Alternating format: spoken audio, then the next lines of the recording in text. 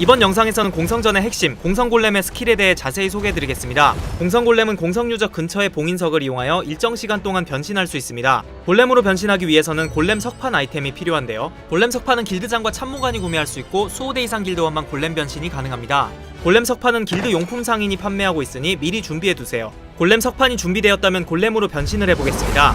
공성골렘으로 변신하면 무기 스킬은 사용할 수 없고 골렘 고유의 스킬만 사용할 수 있습니다. 그리고 공성골렘으로 변신하고 있는 동안에는 모든 상태 이상의 면역 상태가 되고 신체 운용 디버프가 적용되는데요. 지속적으로 생명력을 소진해서 변신 상태를 유지하는 디버프이니 주의하시길 바랍니다. 변신을 해제하고 싶다면 캐릭터 정보창 하단에 있는 변신 해제 버튼을 클릭하세요. 공성골렘은 각자 특징이 다른 4가지의 종류가 있습니다. 먼저 스톤 크래셔를 소개해드리겠습니다. 스톤 크래셔는 성벽을 파괴하는 데 특화되어 있는 골렘으로 3개의 스킬을 가지고 있는데요.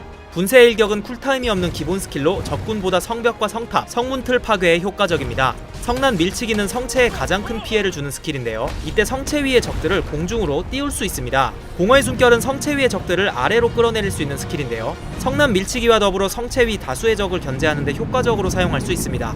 배틀 캐리어는 다수의 아군의 이동을 도와주는 골렘인데요. 배틀 캐리어에 탑승하면 성벽과 높이가 동일하여 쉽게 성벽 위로 올라갈 수 있습니다. 성체 내리기는 아군이 탑승할 수 있도록 구조물을 내리는 스킬입니다. 사용 시 골렘이 자세를 낮추며 아군이 보다 쉽게 탑승하도록 도와주는데요. 자세를 낮추지 않아도 걸쇠를 이용해 탑승할 수 있습니다. 진군의 자세는 탑승한 아군들을 높게 들어 올립니다. 이때 탑승한 캐릭터들은 활공 변신이 가능한데요. 활공 변신으로 성벽을 넘어갈 수도 있으니 다양한 전략을 구사해보세요.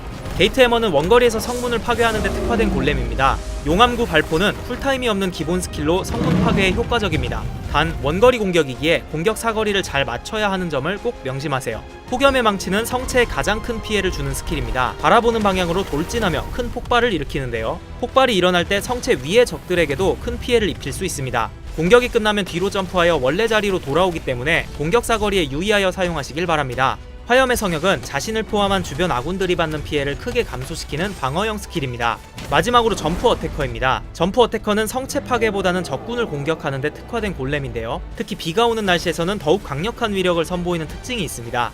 광분의 조막은 쿨타임이 없는 기본 스킬로 지면을 내려치며 주변 적군과 성체에 피해를 줍니다. 또한 비가 올 때 공격 영역과 데미지가 증가합니다.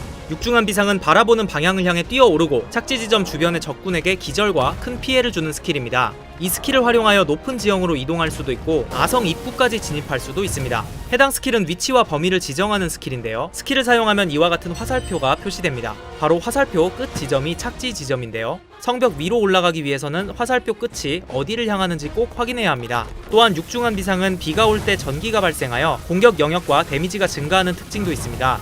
섬광의 영역은 자신과 주변 아군의 회피가 비약적으로 상승하는 방어형 스킬입니다. 전투에 특화된 골렘인 만큼 적극적으로 활용하는 것이 좋겠네요. 지금까지 공성골렘의 특징과 스킬에 대해 소개해드렸습니다. 다양한 유형의 공성골렘을 활용하여 다채로운 공성전을 즐겨보세요. 시청해주셔서 감사합니다.